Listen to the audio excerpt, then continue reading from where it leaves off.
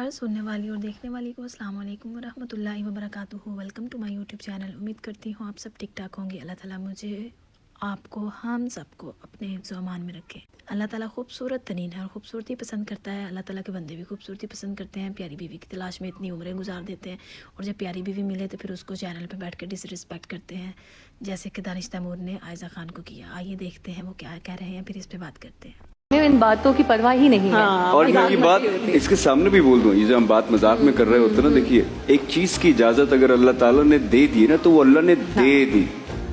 कर नहीं रहे ना वो अलग बात है। ये बात मैं इसके सामने भी कहता हूँ और आज सबके सामने कह देता हूँ ये बात। मुझे इजाजत है 4 शादियों की, मैं कर नहीं रहा हूँ वो अलग बात है, लेकिन ये इजाजत मुझे अल्लाह ने दी हुई है तो वो मुझसे कोई छीन नहीं सकता है। लेकिन ये मेरा प्यार है, वो मेरी रिस्पेक्ट है इसके लिए कि मैं जिंदगी फिलहाल जो है वो इन्हीं के साथ गुजारना और भाई आयजा जैसी बीवी जिसे मिल जाए उससे क्या ही जरूरत होगी।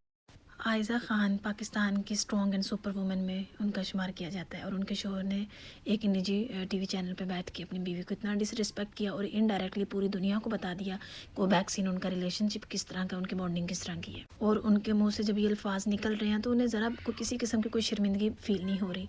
और ये शर्मिंदगी फ़ील उनको क्यों नहीं हो रही थी, वो क्यों चीख चीख के बार बार एक बात को 3 दफ़ा रिपीट किए, 4 शादियाँ 4 शादियाँ। और आयज़ा ख़ान के एक्सप्रेशन आपने देखे किस तरह के थे, वो इनसिक्योर फील कर रही थी। और दानिश तैमूर के इस अहमकाना जो उसके वर्ड्स थे उससे मुझे वो कहावत याद आई कि इंसान का पहला तारुफ उसकी शक्ल सूरत होती है और उसका दूसरा असल तारुफ जो है वो उसकी सोच होती है, उसके अल्फाज होते हैं।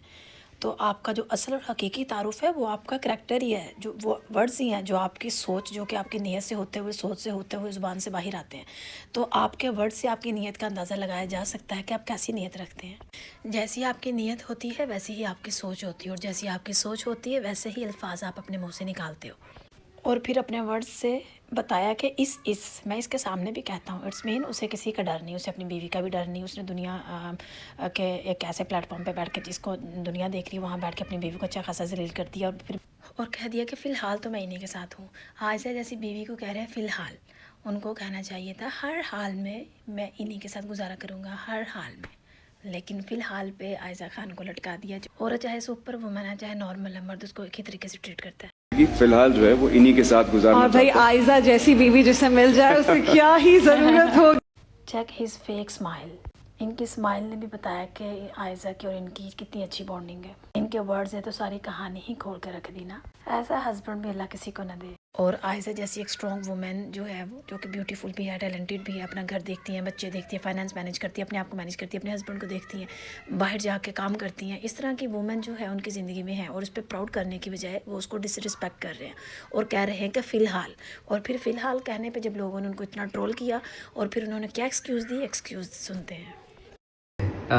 कुछ लोगों को लगता है कि शायद मैंने डिसरिस्पेक्ट किया अपनी बीवी को, तो ऐसा हरगिज़ नहीं है। मेरी कोई ऐसी इंटेंशन नहीं थी। मैं बहुत प्यार करता हूँ उससे और शायद अल्फाज का चुनाव जो है वो शायद सही नहीं हुआ है। अच्छा, मैं कहना ये चाहूँगा कि ये जो लफ्ज़ है फ़िलहाल, ये मैं अक्सर इस्तेमाल करता हूँ अपनी ज़िंदगी में भी, आम रूटीन के अंदर भी, क्योंकि मेरा मानना है कि हमेशा के लिए हम इस दुनिया में नहीं आए। हम फ़िलहाल जो प्रेजेंट है बात उसी में करते हैं और मैं स्पेशली बात उसी में करता हूँ। शायद वो लफ्ज़ वहाँ इस्तेमाल नहीं करना चाहिए था या जो भी था, slip of tongue, whatever it was. It's been almost 18 years now. ज़िंदगी में कभी कोई अल्हम्दुलिल्लाह कंट्रोवर्सी बनी नहीं है और मैं चाहूँगा कि इस बात को भी हम यहीं ख़त्म करें, क्योंकि जब मेरा नियत ही नहीं है ऐसी, जब मेरा दिल ही नहीं है ऐसा, तो फिर बात को बढ़ाने का कोई फ़ायदा नहीं है। फिर भी अगर लोगों को लगता है ये कि उनकी दिल आज़ारी हुई है, मैंने शायद टीवी पे ऐसी कोई बात कह दी है जो उनको बुरी लग रही है, मैं दिल से सॉरी करता हूँ आप लोगों से। यकीन जानिए मैं नहीं चाहता कि आप लोग नाराज़ हों मेरी किसी बात से। मैं यहाँ आप लोगों को एंटरटेन करने आया हूँ। ये ज़िंदगी मैंने इस काम के लिए दी हुई है कि मैं लोगों को एंटरटेन करता हूँ, लोग मुझसे खुश होते हैं। तो मैं आज भी यही चाहूँगा कि आप लोग हमेशा इसी तरह खुश रहें जैसा कि मैं अल्हम्दुलिल्लाह इस घर में अपनी बीवी और बच्चों के साथ रहता हूँ। और अब यकीन जानिए मैं और आयज़ा हमें कोई प्रॉब्लम नहीं है, हम अल्हम्दुलिल्लाह बहुत खुश हैं। इसलिए आप भी अपनी अपनी ज़िंदगियों में खुश। कितना फ़नी एक्सक्यूज़ दिया है आयज़ा ख़ान के हस्बैंड ने। कह रहे हैं कि मेरी ऐसी नीयत नहीं थी, शायद मेरे मुंह से इस तरह के अल्फाज निकल गए हैं। फिर मैं तो फ़िलहाल वैसे आम रूटीन में कहता हूँ, मेरा फ़िलहाल कहने का ये मतलब नहीं था। जैसी आपकी नीयत वैसी आपकी सोच, जैसी आपकी सोच उसी तरह के वर्ड्स। जब किसी चीज़ में कोई कन्फ्यूजन नहीं है, हर जो चीज़ की जो पिक्चर आपने क्लियर अपने वर्ड्स के थ्रू बता दी है, तो फिर ये बच्चों वाली क्लैरिफिकेशन देने का क्या मतलब था। आपने आके हमसे माफ़ी मांग रहे हैं, हमसे माफ़ी मांगने का तो आपको किसी ने भी नहीं बोला। आपने जिस टीवी चैनल पे बैठ के अपनी बीवी को डिसरिस्पेक्ट किया है, उसी टीवी चैनल पे बैठ के अपनी बीवी से माफ़ी मांगे और जो उनकी खूबियाँ हैं, जो कि वर्ल्ड लेवल पे उनको सराहा जा रहा है, पूरे हमारे पाकिस्तान मुल्क की जो स्ट्रॉन्ग वुमेन है उनमें उनका शुमार किया जाता है, तो आपने उनको कितना हल्का लिया हुआ, किस तरह उनको डरा के घर में रखा हुआ, 2 भी नहीं 4 शादियों का कह के वो बेचारी आगे से स्माइल दे रही हैं। पता नहीं क्यों मर्द ऐसे करते हैं, क्यों हर वक्त ये चीज़ बोल के और डरा के बीवियों को रखते हैं और बार बार इस तरह बोल रहे हैं जैसे हमें पूरे पाकिस्तान को सबको पता ही नहीं है कि 4 शादियों की इजाज़त है। कि जिस तरह वो बोल रहे हैं कि मैं आप सबके सामने आज ये बात करूँगा, हमें पहले बिल्कुल भी नहीं पता था। थैंक यू सो मच हमें बताने के लिए। मीडिया वालों को चाहिए कि वो सिर्फ शक्ल सूरत देख के ना लोगों को ड्रामा में ले आया करें, थोड़ी अकल सेंस भी उनकी देखा करें, क्योंकि उन्होंने एक जिस प्लेटफॉर्म पे उन्होंने काम करना होता है या उनको इंटरव्यू के लिए बुलाया जाता है, उनको दुनिया देख रही होती है, तो उनके वर्ड्स को दुनिया देख के उनको फॉलो भी करती है कि ये क्या कह रहे हैं। तो एटलीस्ट कोई सेंसेबल लोग जो है वो मीडिया में लेके आएँ, ड्रामाज इंडस्ट्री में लेके आएँ, या फिर इंटरव्यूज़ के लिए कोई सेंसेबल लोगों को बुलाएं कि जिनको पता हो कि हमने बोलना है तो अच्छा ही बोलना, हम कोई इस तरह की चवल नहीं मारेंगे कि फिर बाद में लोग हमें जो है वो ट्रोल करें। उनके वर्ड्स इतने पेनफुल थे कि आयजा की स्माइल देखे कितनी पेनफुल स्माइल है।